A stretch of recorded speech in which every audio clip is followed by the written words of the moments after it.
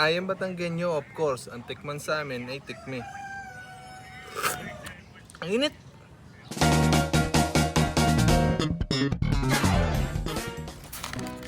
Ano ang mabilis na pagkain? Kung alam nyo, sige nga ilagay nyo sa comment section.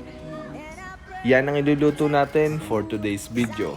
Ang mga ingredients ito ay sibuyas, bawang, carrot, repolyo, evap milk, atay ng manok, paminta, at noodles. Maggigisa tayo sa margarine. Dito sa Batangas, tinatawag din itong mantikilya. Sa labas nga pala ng bahay lang namin kami nagluto kasi nung araw na to, walang kuryente.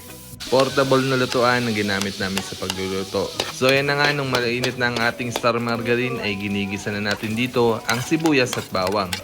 So for today's luto nga pala ng ating sopas ay tinulungan tayo sa pagluluto ng ating bunsong si Makila. Seryosong seryoso yun, no? Akala mo may tunay na chef. So pagluto ng sibuyas at bawang, isasangkot siya naman natin dito yung atay ng manok. Isangkot siya nating mabuti para manuot yung lasa ng sibuyas at bawang sa atay. Sunod ay pamintang durog at syempre hindi mawawala sa ating sopas ang pasta. At may nakita din kaming macaroni.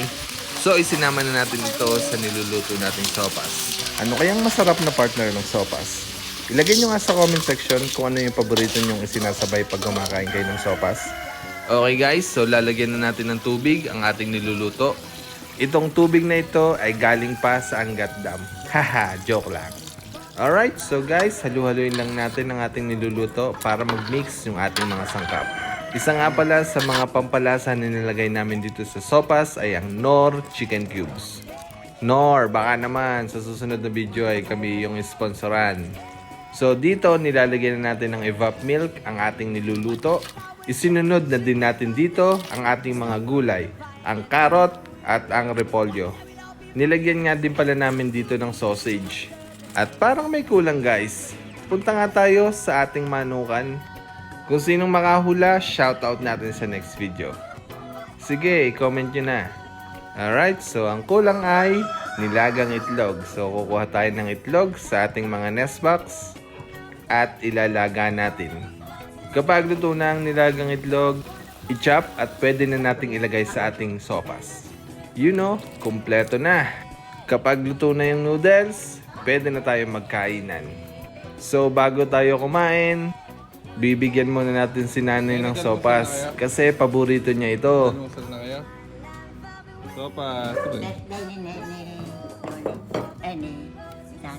Let's go, kain na guys. Kain tayo. So ang mabilis na pagkain ay sopas. Salamat sa panonood guys. Like, follow, subscribe, share, and comment. Shoutout nga pala guys dyan sa mga followers natin na lumalabas ngayon sa screen. Sila yung mga consistent na nagfo-follow, nagko-comment at nagla-like ng ating mga videos. Maraming salamat guys sa inyong walang sawang suporta.